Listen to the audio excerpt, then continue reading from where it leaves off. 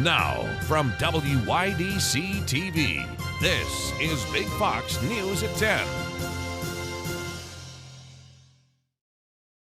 We begin tonight in Watkins, Glen, where a lawsuit is now filed against the village's mayor. In it, allegations of sexual harassment and abuse of power.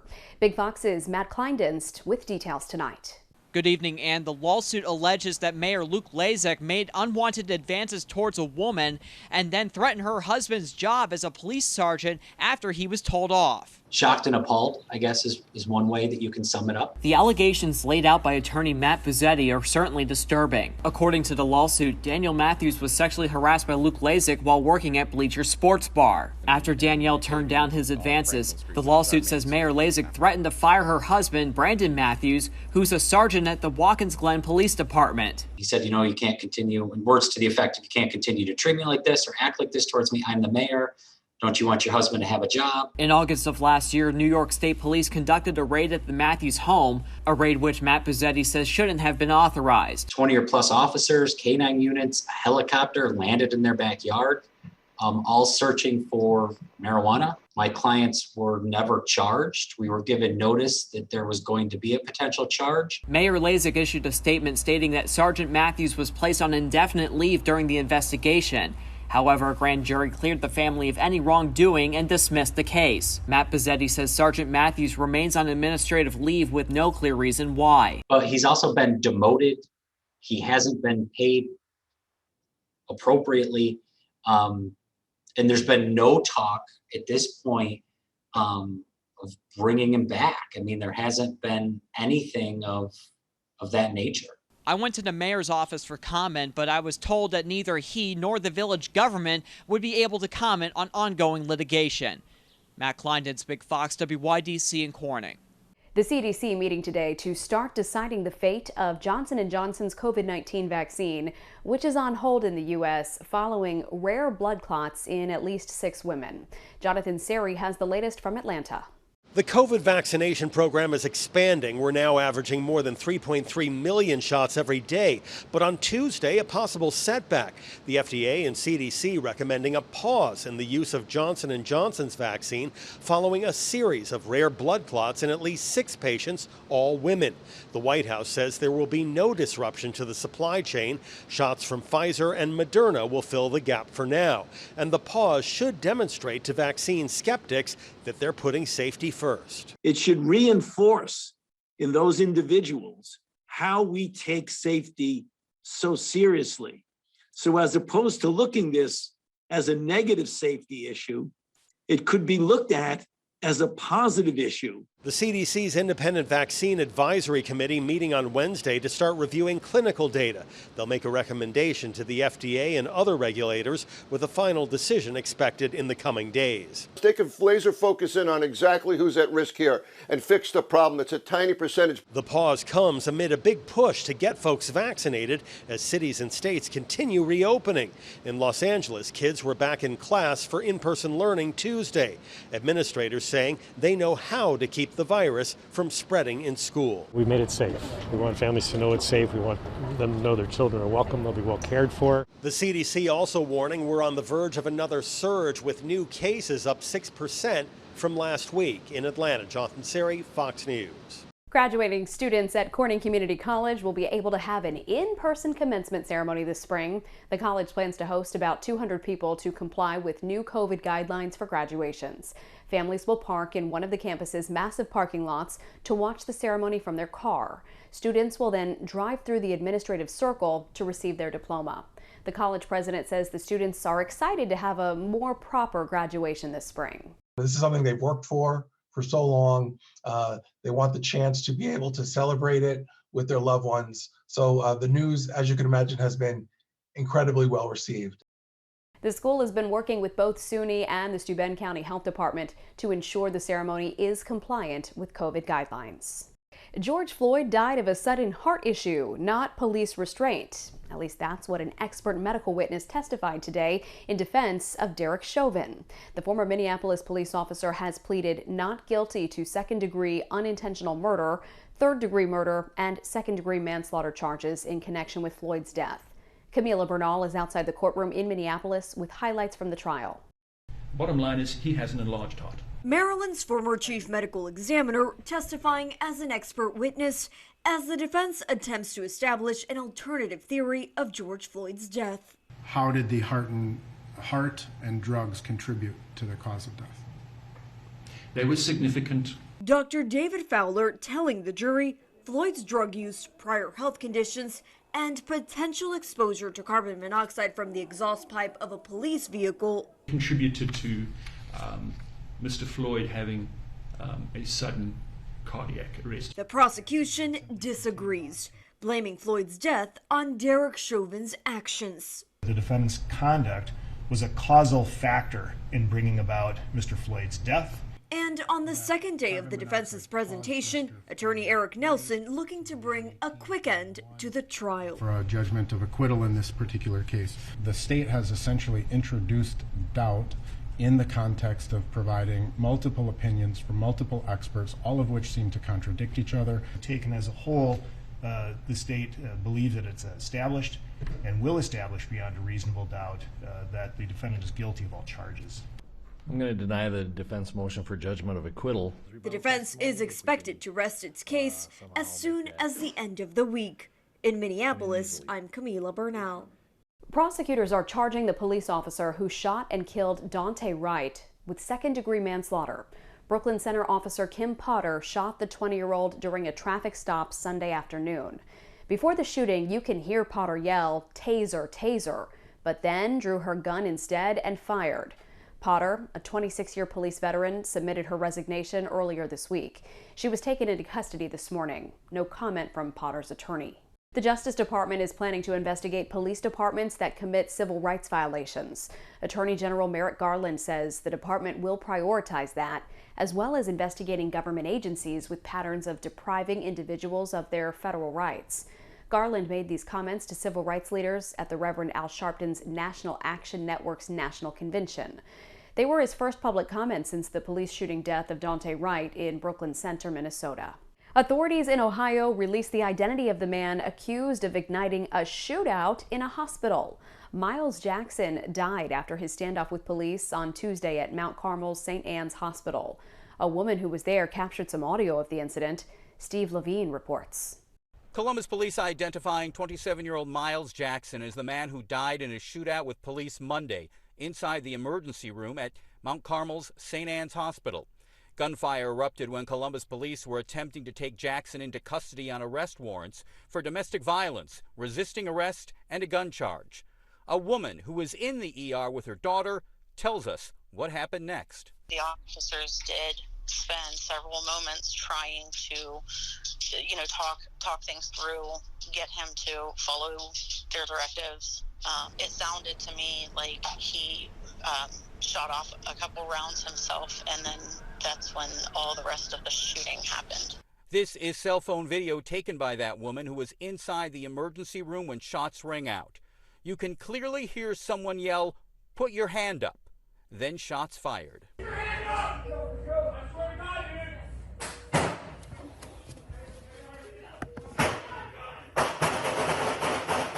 Jackson was taken to St. Anne's Hospital when he was found passed out in his car in Westerville yesterday afternoon. He has an arrest record that goes back nearly a decade. Court records show Jackson had 2 pending cases in common pleas court related to drug charges. Ohio's Bureau of Criminal Investigation now investigating the deadly police officer shooting that involved Columbus police and St. Anne's security officers. Investigators now trying to determine who fired the shot that killed the suspect, how Jackson was able to get a gun inside the hospital, and if the suspect was checked for weapons before being transported to the hospital. In a statement, Ohio's Attorney General tells us, in the early hours of this investigation, it's not clear what occurred. I appeal to everyone to let us gather the facts and complete the record. That cannot happen overnight.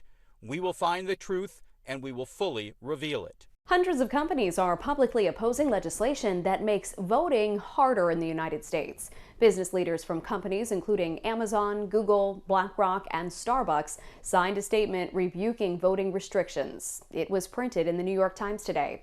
Ken Chenault and Ken Frazier, 2 of America's most prominent black corporate leaders, helped organize the statement. It says in part, We all should feel a responsibility to defend the right to vote and to oppose any discriminatory legislation on measures that restrict or prevent any eligible voter from having an equal and fair opportunity to cast a ballot. The statement doesn't single out a specific state or legislation. Still ahead tonight, with a pause now on the Johnson & Johnson COVID-19 vaccine in the U.S., also comes a recommendation from the American College of Obstetricians and Gynecologists. Pregnancy itself is a risk factor for blood clots. So when you think about that, the serious side effect we're talking about is blood clots, anything you can do to reduce that risk makes sense. What doctors are now urging pregnant and postpartum women who wish to get vaccinated. Here's your local stock market update from Big Fox.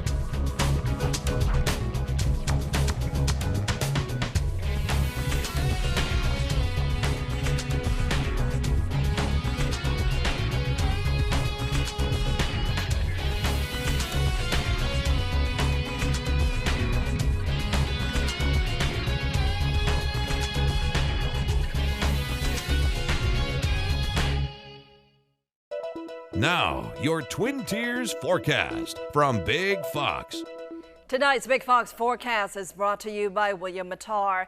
Good evening, everyone. I'm meteorologist Kim Walker with your weather update. With a little bit of sunshine out there, those temperatures really climbed up this afternoon into the 60s. So we were about 11 degrees warmer in Elmira, about 9 degrees warmer in Corning, 8 in Bath, and also in Watkins, Glen.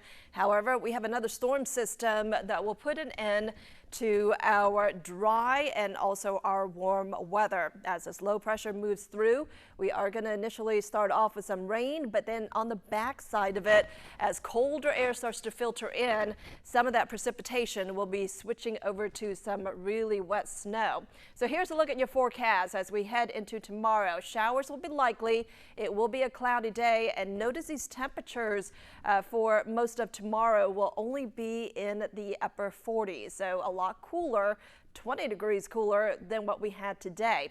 Our future radar is showing we're not seeing a lot of activity in the next couple of hours, but that will start to pick up after midnight. At around 7 o'clock in the morning, we will wake up to some wet roads. You will need that windshield wiper or carry an umbrella with you.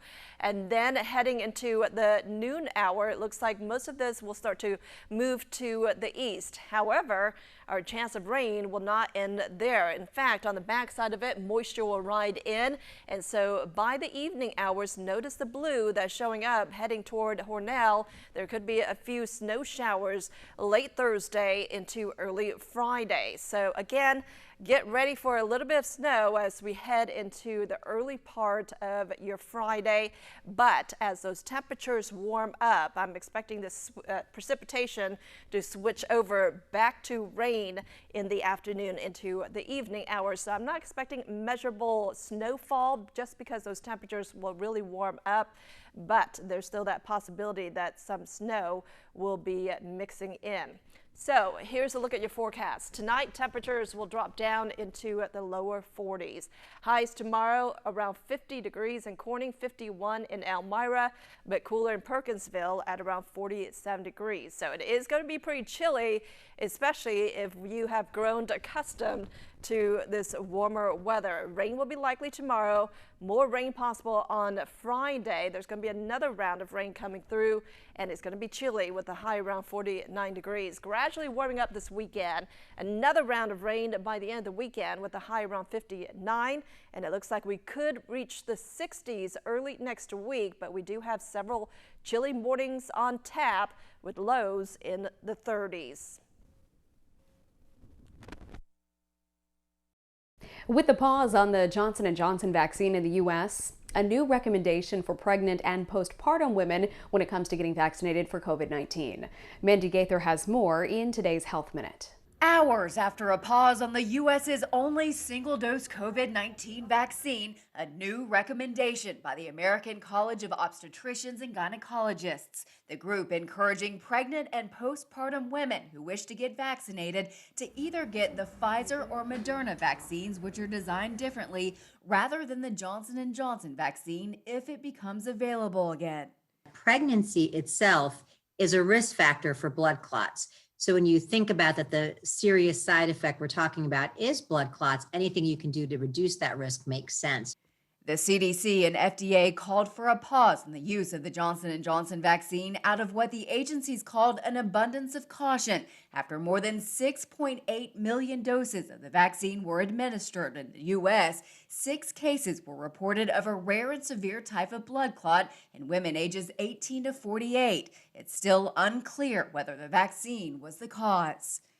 We do know this is an exceedingly rare complication. It's about 1 in a million. Which is good because it is a serious complication. So we also know that most of these blood clots occurred within 2 weeks from receiving the vaccine. So if you're already past that 2-week mark, you're probably in the clear. But Atlanta-based OBGYN Dr. Sujatha Reddy says pregnant women who have gotten the Johnson & Johnson vaccine should listen to their bodies, seek medical help if they experience any symptoms, which could include severe headache, abdominal pain, leg pain, or shortness of breath. For Health Minute, I'm Mandy Gaither. College students in Wisconsin are trying to solve a case that's stumped authorities for decades. With the help of their professor, they're trying to locate the body of a man who was believed to have been murdered in 1983.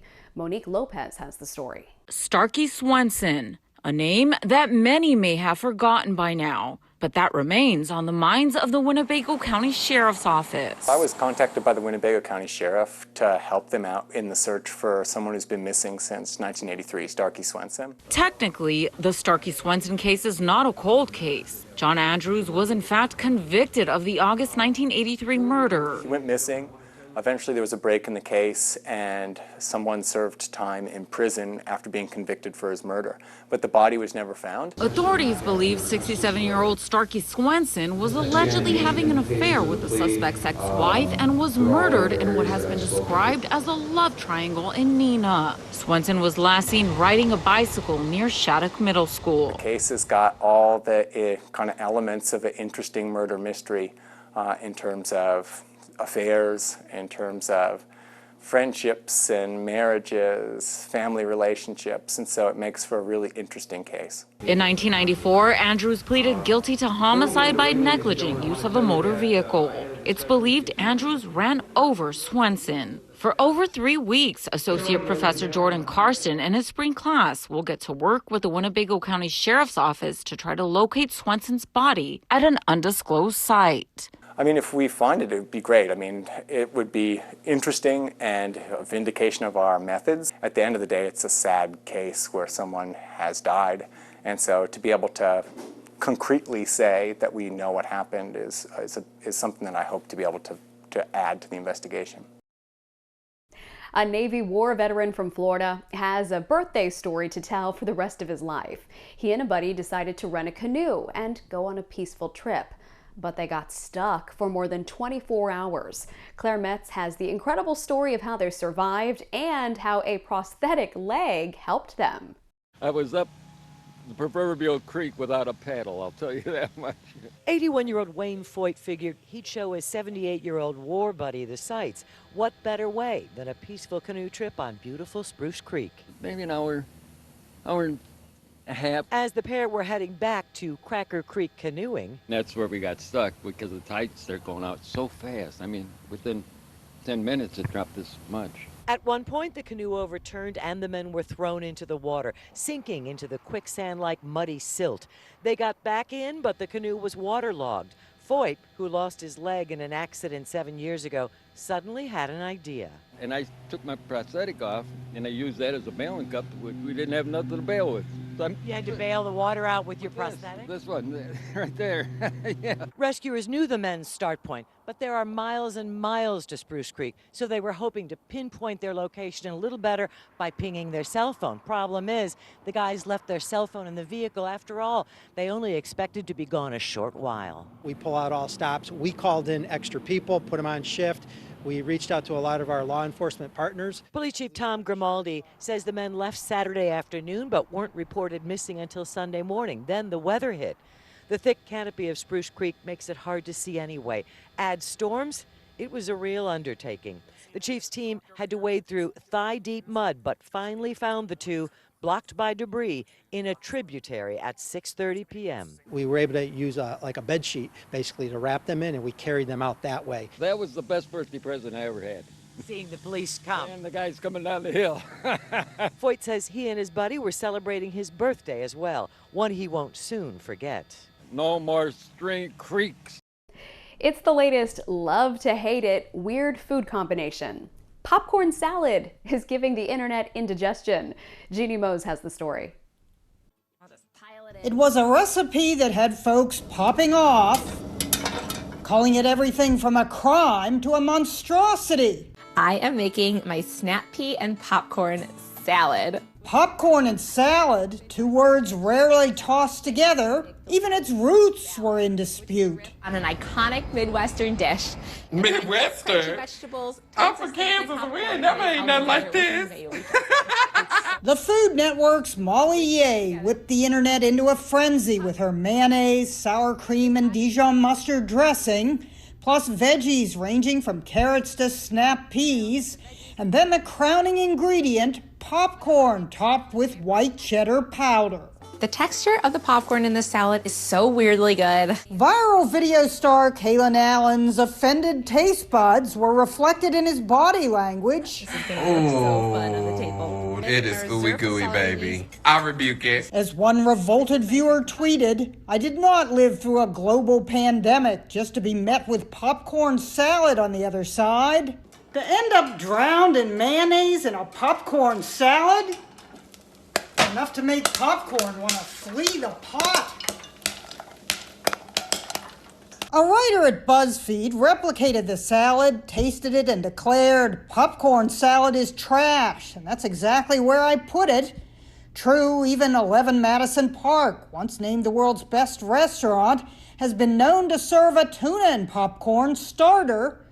But popcorn salad is still destined to be a candidate for the gallery of regrettable food when Molly Ye took a bite. And this is a salad that you eat with a spoon. Critics thought her expression showed distaste even as she tasted. But could popcorn be the next crouton? That's a concession we're not willing to make. Yum, yum. Jeannie Mose, CNN, New York. We want to leave you with a smile tonight. A Wisconsin 6th grader caught the baking bug during the pandemic, and she's now using her talents to help her fellow students. Keena Schroeder has a cheesecake business called Bug's Bakery. Bug is her nickname. She and her dad started thinking of ways to use the money she brought in. She's taking $5 from the sale of each cheesecake and donating it to the school district's Hunger Hero campaign. He kind of brought up the Hunger Heroes, which is like, it's a campaign to raise money for kids who can't afford school lunches.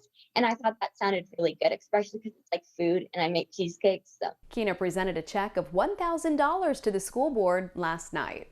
From our whole team, thanks for joining us. We hope you have a great night.